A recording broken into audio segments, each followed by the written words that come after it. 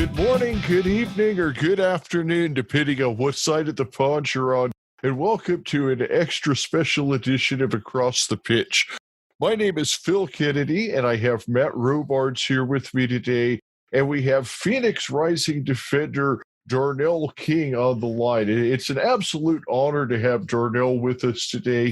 He's not only played for Phoenix, but also spent a few years with Tampa Bay, Fort Lauderdale Strikers, and also was the leading scorer at Florida Atlantic Owls during his sophomore, junior, and senior seasons. So, I mean, this is a guy who's had quite a career. We're really excited to have him on the show. Welcome to Across the Pitch, Darnell. Yeah, thank you. I'm glad to join you guys and have a nice chat with you guys about whatever we want to talk about. So, yeah, let's do it. Well, absolutely. And Matt, did you want to start off with the first question today? Yeah, man. Darnell, it's awesome to get to talk to you, man. I think we've been here based in Phoenix. We follow the Phoenix Rising. And so I know when you were announced, this past off season, there was definitely some excitement around the fan base just with, the new fullbacks coming in. So for you, man, just making that, kind of as you've gone through different teams, playing in San Antonio, Tampa Bay, Nashville, what brought you to Phoenix? What said, you know what, I'm going to go out to where it's going to be 110 degrees at kickoff time at 7:30 at night, and I'm going to play soccer down there. How'd you find yourself out in the desert? Well, first of all, I mean, just the love of the game kind of makes all the weather and stuff go out the window for me. But no, just the winning mentality, that this team had, and being on the other side on the Eastern Conference and just kind of hearing what was going on over here, it was like, wow, that team seems like they got their stuff together. So to have gotten the phone call and being wanted by the team, it was like a big moment for me, especially having to pick up and move and everything like that. It was a no-brainer with some of the teams that were reaching out to me at the time. It was good in Nashville. At a time, it was a little weird year for me. I didn't play as much as I would liked.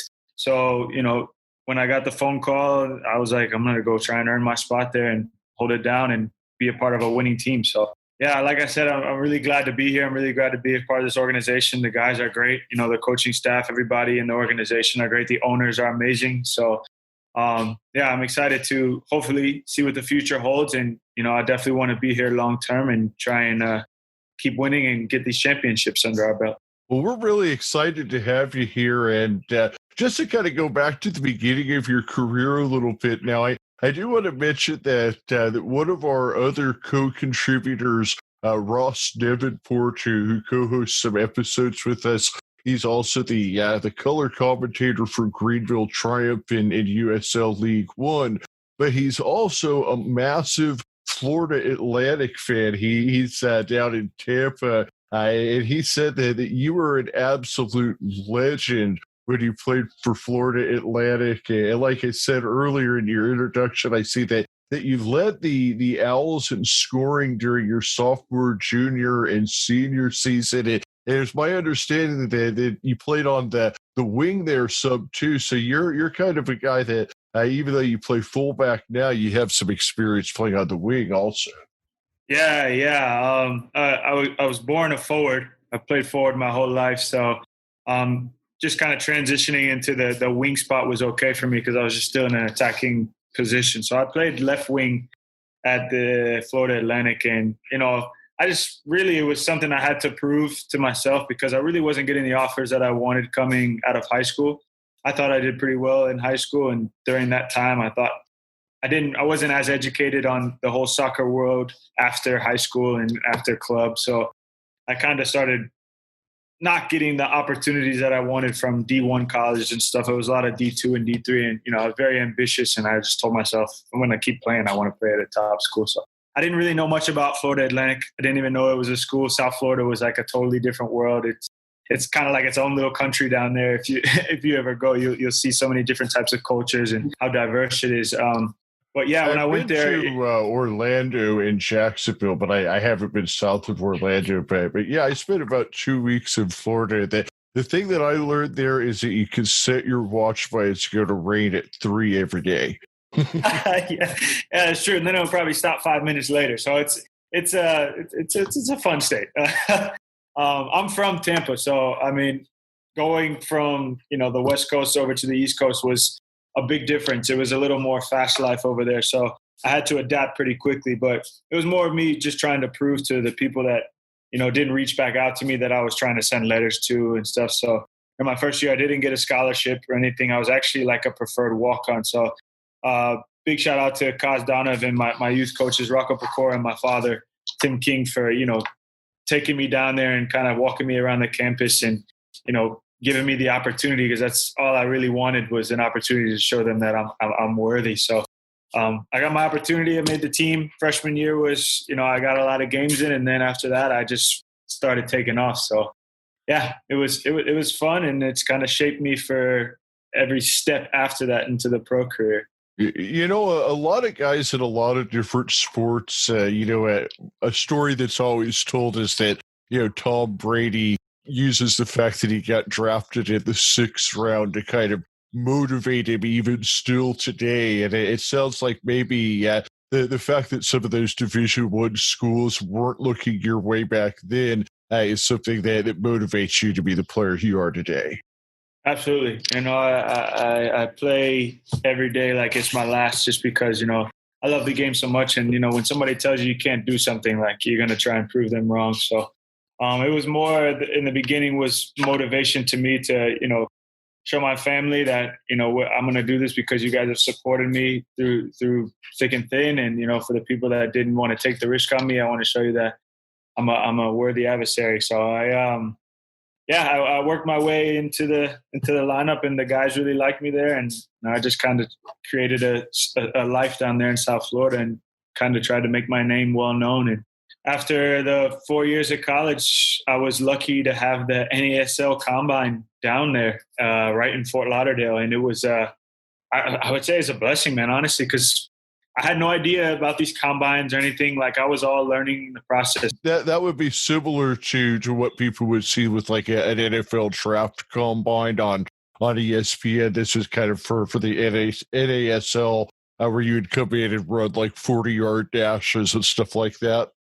It wasn't like that. I heard that's some of the things that I think they do in the MLS combine, but the NASL was literally just 4 teams. You go out, play, and try and catch a coach's eye or something like that. Okay. So I was actually still like finishing scrimmages. Yeah. So scrimmages against a bunch of guys you don't know, and you're just trying to catch the attention of one of these coaches. So I was lucky enough to have my head coach at FAU, Kaz. He was just actually a volunteer coach for one of the teams there. So he helped me get into the combine, which was a good little opportunity. But once again, like, when they arise, you can't let them pass if you want to, live out your dreams. So I took the opportunity. I wasn't actually on his team in one of the 4 teams there. I was just on a random team. But yeah, it worked out. I was finishing my last semester in college, so I was doing a lot. And it was actually my girlfriend at the time, who is my wife now, Kimberly.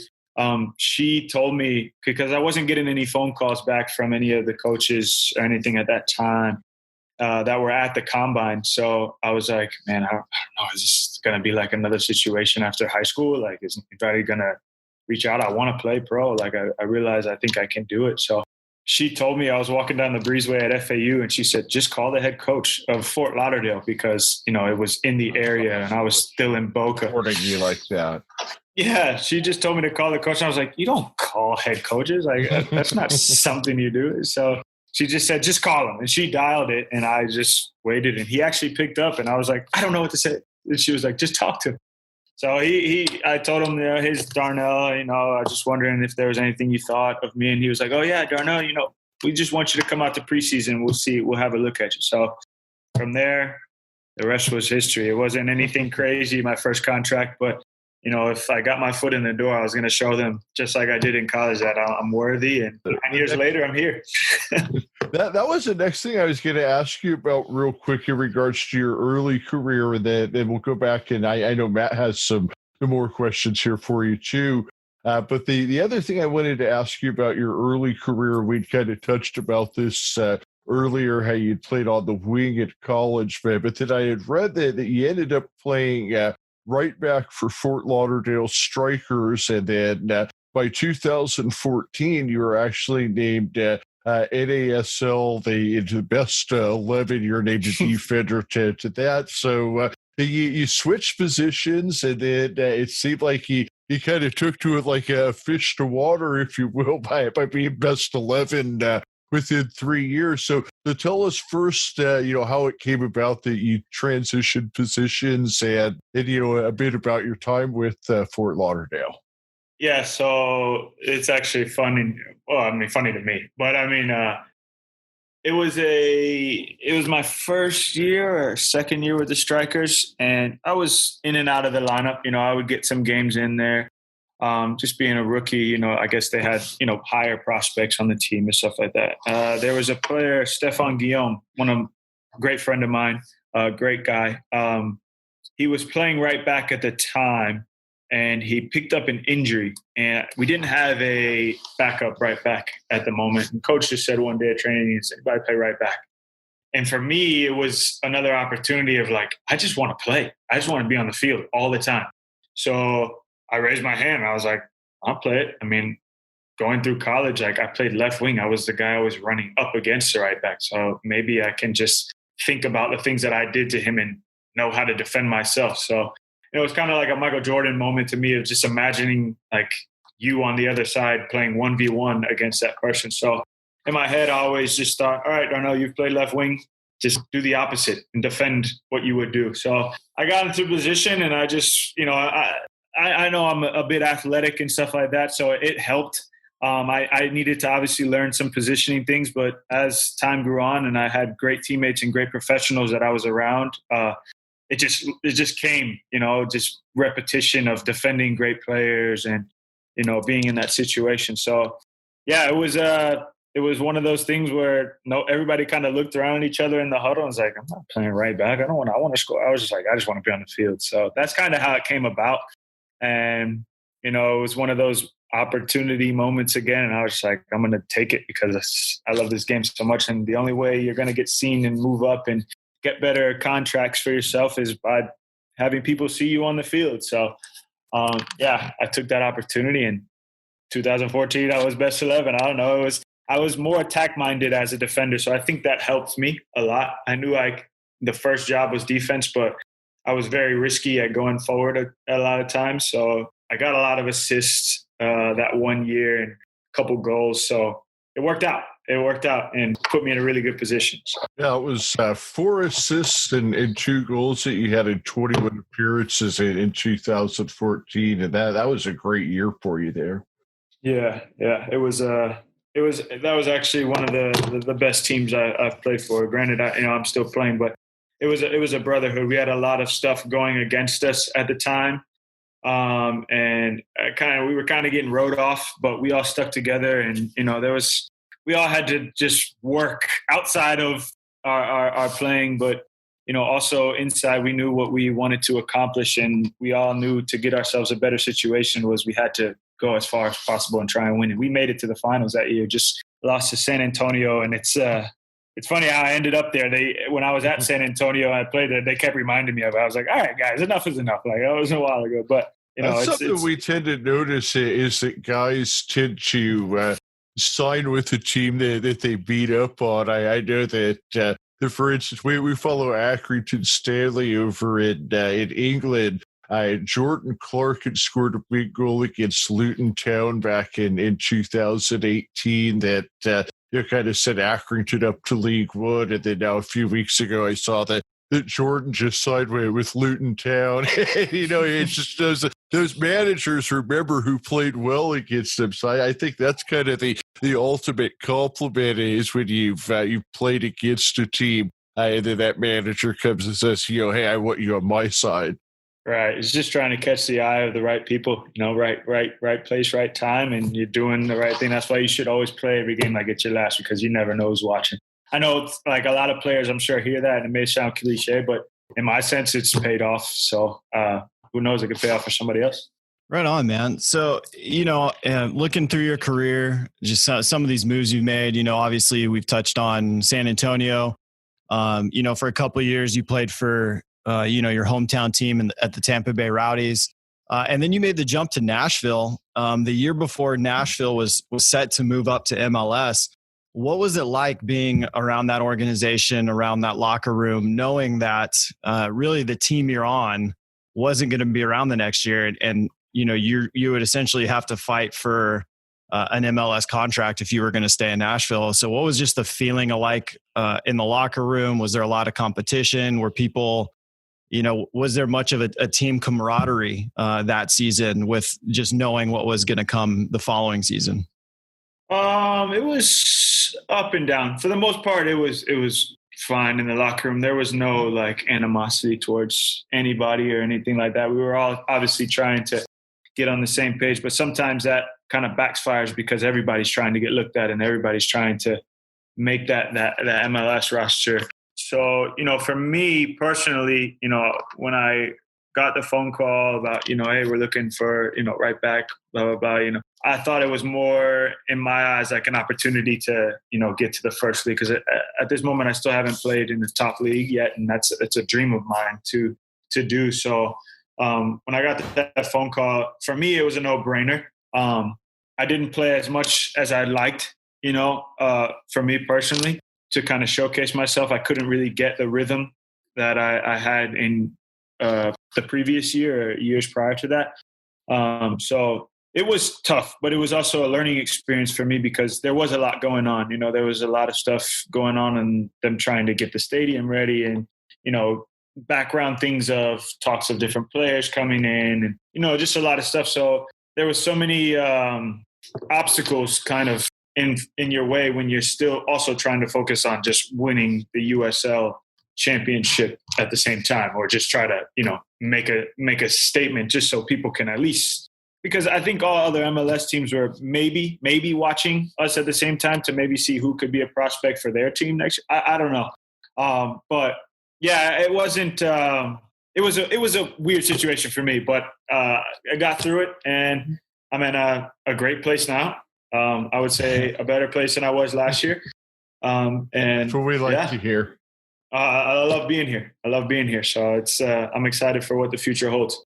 Well, and I'm sure this crossed your mind, but Rick Schantz has a good track record with defenders and moving up to the MLS. And so if that's a dream of yours, playing for him might help you accomplish that. When you look at guys like, Amadou Dia and Tristan Blackman and Said Abdul Salam, who have kind of come through the team at various points and now they're playing for the MLS teams. Tristan Blackman starting week in and week out for LAFC. Amadou Diaz, making appearances and making the bench for Sporting KC. So I'm sure that was also a big draw of coming to Phoenix, not just the winning mentality and the way the team's set up, but I know our ownership group has really made it a priority for this to be a nice, pathway to the MLS, as long as we're still in the USL. Right. Yeah, no. And I've definitely seen that. And, I think it's awesome for the guys that have made the jump. And, obviously it takes a team to get you there. And I think that's what is so good about this organization is that the camaraderie and the team that they have. When you win games, you're going to get looked at more. You're showing people that you're a force to be reckoned with. And we obviously showed that in preseason.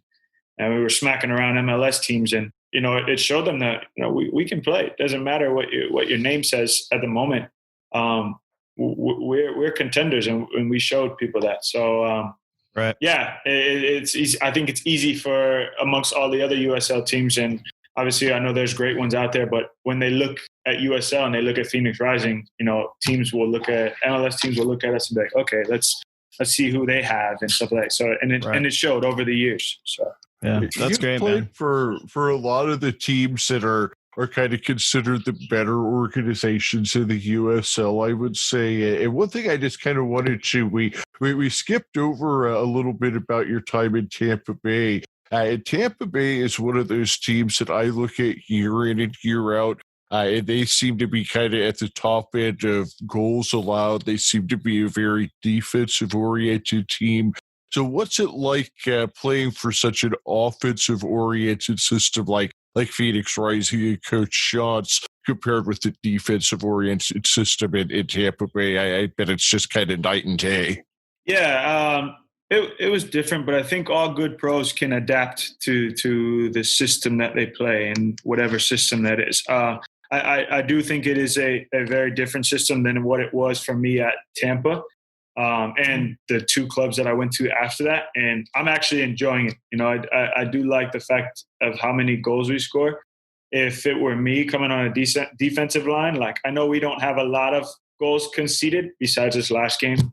Sorry about that. But I would like to see less on our end. And I know us as a defensive unit and on our team, we are striving to get more shutouts, and you know, we're hard on ourselves, and we know that we can do better because we know on the offensive side, we are, there's so many words you can say about our offense. They are maniacs. Yeah. You got some really, really talented wingers and forwards out there. And, you know, it's got to be nice having the opportunity to be able to feed the ball up to guys like Solo and Flemings, and just know that, you know, every time you make a pass, you know, it could possibly end up as an assist. Right.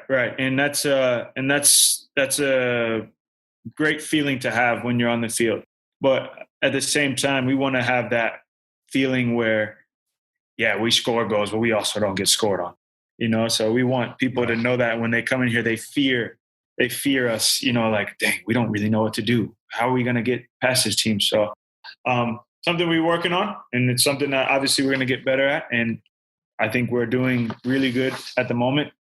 Right. And it's like stepping stones. So, well, I think the big thing to remember is, you know, even though we're in August, almost September, you know, we're only 6-7 games into this thing. So you guys are still kind of coming together as a unit on the pitch. Right. Whereas most of the times by August, September, you know, it's a well-oiled machine and you guys are going strong. I kind of want to just ask you a question recently, and this kind of ties into with your experience at Fort Lauderdale, saying, you know, I'm going to step up and play that right back position. And, you know, the right back's kind of primarily been your spot. But we've seen over a couple games against San Diego and LA Galaxy 2, you playing on the left and Joey Calistri sliding in at the right back position. Joey Calistri being a winger by trade, and now here he is stepping into that defensive role. Can you maybe speak to, you know, since you went through that, did you offer him some advice on how to make that transition? You know, give him points and tips on how to be more defense-minded. How did that all work out? Yeah, I mean, if there was anything he ever asked me, I would just give him what I know, because it's just through my own experiences of what I've gone through at the position. It just speaks to the type of versatility that our players have on the field and off the field. Everybody can adapt, and it just shows what type of pros that were picked for this team. You know, for me going to left back, I just thought in my mind, like, I played on the left side before, just in a higher position. Maybe I can, you know, work with my midfield. And the thing is, we all kind of talk during the week of, hey, how can we do this rotation? Because sometimes I'll end up in the midfield, and, you know, Jack or Sam end up at left back. And it's just a good rotation. And it's a good camaraderie that we have, because we all know that we have to do different jobs at times. So it speaks, you know, loud words of, you know, what these guys can do and each player on the field can do, because we're all unique in our own way. That's why we're here. So, you know, we have a system we follow, and, you know, we all bring our own personality to each position. And like, whether you're playing forward or left wing or left back or right back, you're still going to be you, you know, but also knowing the role that it entails to for that job, for that specific position. So for Calistri, you know, he's come on, and no one's really had to tell him anything. He got put in the position, and he did his job. You know, he listens at practice. He knows what the role is, and he held it down like any other right back would do. So I was really happy to see that he came in and did that. And, you know, same with anybody else that gets in there. I'm sure that they'll go in and do the job. Right. I really think that speaks to just the team mentality you guys have, where, you have a guy like Joey and even yourself when you're at Fort Lauderdale, and even here where, you were brought in to play right back, and now coach says, hey, I need you to play left back, or I need you to play right back. And the thought is, okay, I'm going to go out and help the team because that's what I'm here to do. So I think that's great, man. As a supporter, as a semi pundit, whatever you want to call this thing, it's great to see on the pitch, man.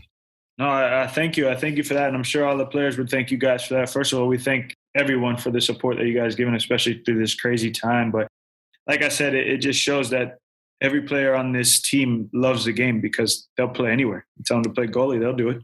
Right. But, I mean, it's just we love the game so much, and we love winning, and that's we'll do whatever it takes to win for our organization. Right on, man. So I got to ask about my favorite Darnell King moment. Sure. we were at the field, doing media coverage when you were playing against San Diego, and there's something I just love as a fan of the game, and that's when you see defenders score goals, because I think for the guys up front, they get used to it, and they may think through celebrations and things like that, but I think when you see a defender score, you see kind of just that raw emotion.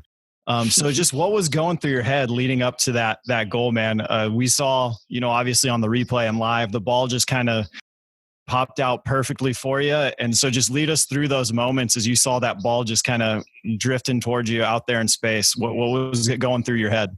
Yeah. So in the beginning of the year, I can't say that I would probably be in that position because I was still learning the pressing system. So with the pressing system, it kind of puts you in when we're high up like that, even though it came off of one of our crosses, we're still high up the field. So I was in a good position, I would say. And when the ball just kind of popped out, I was like, Darnell, there's so many things you can do right now.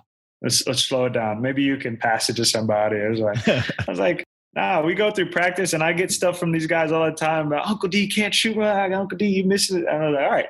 So I just took the opportunity and smacked it. Just wanted to get it on frame because if I get it on frame, the keeper makes a save. Maybe Rufat was there to score a tap in or something. That was me thinking like a team player, but obviously I wanted to score it.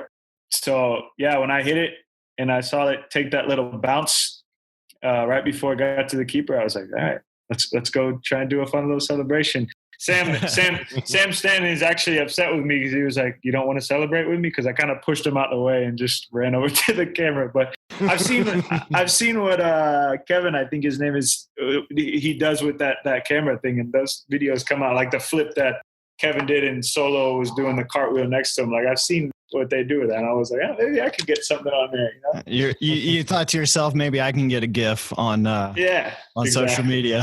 Hey, that's what it's all about. That was a tremendous strike. We were watching like Matt said, we were on the on top of the boxes on the other side of the pitch, and you just once you kicked that, there was never any doubt about it. Right into the top corner, and just a tremendous strike on your behalf. And just looking over it, it looks like almost every year you've been able to get at least one or two goals throughout your career. So that's I see San Antonio was a big year for you. Had 2 goals and 4 assists that year. So you're definitely a guy that knows how to put the onion in the bag when the opportunity comes your way.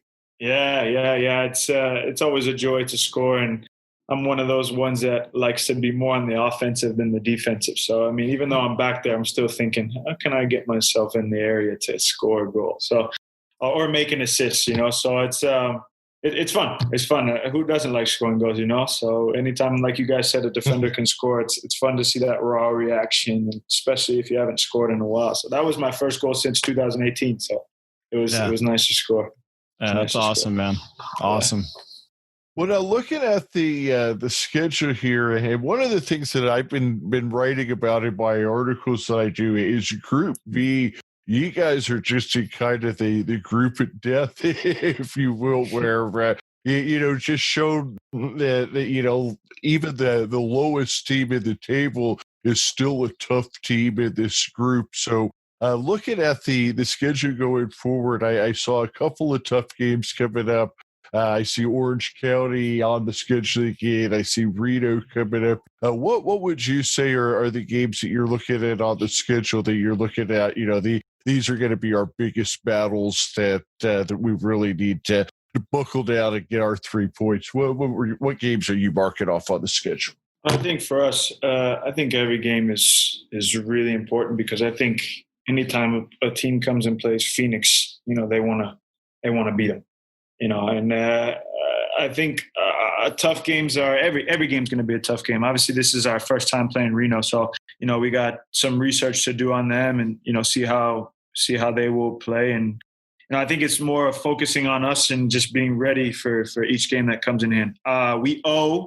We definitely owe OC, a butt kicking, and Las Vegas we owe as well because we let that one slip out of our hands. So those are 2 big games that me personally I'm looking forward to, and I'm sure the guys are itching to get back and be like, all right, guys, come on, we're better than that. What you said about Phoenix having a target on their back, that was really on display on Saturday because Vegas they literally. They celebrated a draw against you guys like they just won the World Cup. And I know that's something that every one of you guys just have to be saying, you know what? We saw that celebration. We don't ever want to see that again, huh? Oh, yeah. It was that was one of the things when I'm seeing them drop to their knees, I was like, oh, man, that is eating at me. And it felt more like a loss in that sense, just knowing that you led a team that, you had them beaten and come back, and kudos to them for not giving up and being relentless on their side. But, at the same time, for us, we got to be, I would say, more professional in the sense of closing out these type of games. I think we were doing the job for 90 minutes and everybody's going to say their piece about how long it went on for. It is what it is. But I think if that whistle hasn't blown, we still have to stay tuned in and finish the job and be professional about it. So yeah, it ate at me, and I didn't sleep that night. Just kind of going back at specific moments, and one specific moment was what you said when they were celebrating that tie, and I was like, man, that was really like we really do have targets on our back. People really do want to tie or beat us to prove something to other teams. So yeah, we owe them big time. You said it where it's almost like for you guys a draw seemed like a loss, and for them a draw seemed like a win, and that's at that point when you become that team where a draw against you seems like a win. It's like you know that you're the team that everybody has circled on their calendar. That's why I was asking you, who do you have circled on your calendar? Because everybody has Phoenix Rising circled on their calendar. Yeah, and for us, I think that's motivation. I mean, we love that challenge, and we love that teams want to come compete with us because it poses more challenges for us to be better and keep that target on our back and keep people chasing after us and wanting to beat us. I mean, like I said, it's time to bounce back and be more professional and win these games, man. Then just get this championship. There you go, man. Well, we don't want to take up too much more of your time, so I just have a couple more questions. Maybe change the mood up a little bit. A little bit more fun. Yeah. Obviously, I think I'm a little biased here that Phoenix Rising has the best jerseys in the USL, and I would actually probably say the MLS. So for you, if you got to pick the jerseys that you guys were going to wear for your next match between the white, the red, and the black, which one would you pick? I love the red jerseys, but there's something about wearing all black that just, I don't know, it hypes me up. And I remember, I was told, I wasn't here last year, but when you guys were here and you had that like blackout night and you guys had the lights and stuff, I was like, ugh, I get chills just thinking about that. And something I miss the fans a lot about. I wish we can have that engagement with them. But speaking back to jersey, sorry, I jumped off track. I just really miss our fans. Well, we do too. I mean, we miss that. We go out there for media coverage, and we can't really do much more than kind of a subdued yes when you guys score a goal. We got to be professional out there, but we miss being down in the South End screaming our heads off, and that's where usually I'm at. I'm usually at the rail on the South End, kind of shooting some videos for the website and things like that. And, really trying to get that atmosphere. Cause, I tell you that the Red Fury and the Banditos, those guys, they bring it like no other. Hey, but Phil, we hear that. Yes, don't worry. We hear it loud and clear. Anytime there's a goal score, we hear you guys. But yeah, I would say the black jersey would be for me. Right on, man. That's awesome. But yeah, I think those jerseys are awesome. Our jerseys are the best. So if you had to switch positions with one other person on the field and that person had to play your position, who would you choose? Rufat. Yeah. You think it'd be a good cover for you at right back? Or you're more thinking you just want to be out there scoring? Yeah, that was a selfish trade. I don't blame you. Anybody have Solo and Flomo feeding you those balls? That's you got to be a striker's dream up there. Yeah, it would take me back to a long time ago, but yeah, it would be fun to go back up there. I always joke about it sometimes, but they're like, just stay back there. You'll be fine. So would you be the person to step up if, we had let's say Lubin gets the red card after all the subs are made. Would you be the guy that steps up and says, I'll put on the goalie shirt and the gloves and I'll stand between the pipes? I mean, I got hands, but I would say Kev Lambert would be the guy that would have to hop in between the sticks. The guy's actually a very good goalie. That's awesome. He definitely do PKs and stuff. He's actually really good at it. So yeah, right I would put Big cool. Kev back there.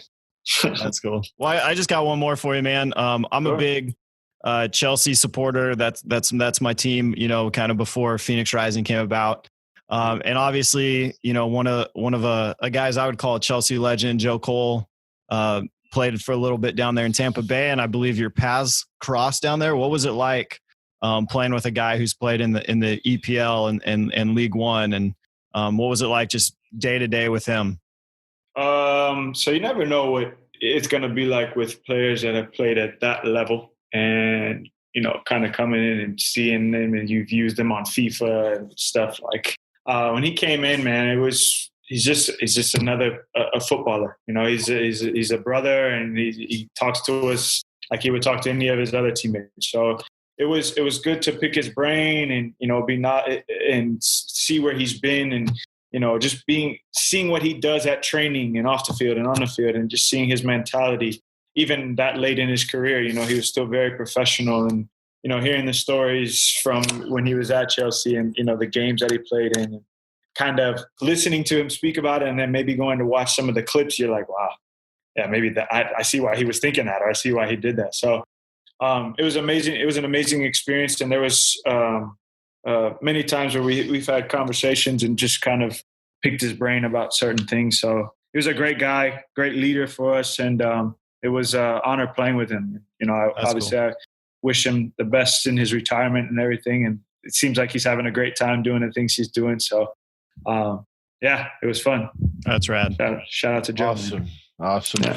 Well, Darnell, I just got one last question for you before we wrap up here, and it's just been a joy having you on the show today, and we've really just enjoyed chatting about your career, and this is kind of a fun question that also gives us a chance to mention a team sponsor in here. And a few years ago, Venezia's Pizza, they did a promotion where they had Phoenix Rising players design kind of their own pizza. So if they did that again, what would the Darnell King pizza have on it? There would definitely be some pineapples on the pizza. Pineapple. Yeah. It would be a hot take. Yeah. Hot controversial take here. What about jalapenos? Do you like those on your pizza? Not on my pizza. Man, there's so many ingredients you can put on pizza. I mean, if I was going to get crazy, I'd put pepperoni on there, extra cheese, I don't know. There's so many things you can put on there. But pineapple would definitely have to be on there. So pineapple, pepperoni, and extra cheese, is that the King pizza? For right now, yeah, I would say so. All right. I would eat that. As long as it doesn't have ham and olives, I'm fine. I can go with any of the other pizza toppings, but I'm all about the jalapenos myself. I mean, if they could maybe throw some fries on there, that'd be cool. I mean, I think somebody made a pizza last year that they brought back this year, and it was actually amazing. I get a couple of pieces when they brought it out to us. Yeah, that was the Mall Luigi who played with Phoenix the past 2 seasons. I think his was like French fries. What did that have on it, Matt? I think it was like French fries, chicken pepperoni, maybe. Yeah. So kudos to him on that pizza. I like that combination. It actually complements each other very well. So awesome. Yeah, Matt? We've never gotten your favorite pizza. I don't think. What would be on the Matt Robards pie? Man, definitely not pineapple. I can say that much. I don't know, man. I'm kind of just up for whatever I'm feeling that day. But like right now, we had pizza yesterday after church with my kids, and I went pepperoni and jalapeno. All right, that's the across the pie. The net is, if you're listening across the pie, we have a great partnership here, pepperoni and jalapenos. we'll do a half and half pizza, and you can have the pepperonis and jalapenos. Actually, the jalapenos and the pineapple work good together because it's kind of the sweet and spicy offset. I don't remember where it's at, but I've had a pizza. It's like pineapple, jalapenos, bacon, and sriracha. Now that's a good pizza right there. I'll have to try the jalapeno next time. As long as Matt tries the pineapple on it. It's a deal, man. All right. It's on. Well, Darnell, man, just thank you so much for taking some time out of your day and talking with us. It's been an absolute pleasure from us. Pleasure on mine. Thank you, guys. I really appreciate it. And thank you for letting me share my story with you guys. And let's go win this championship, yeah?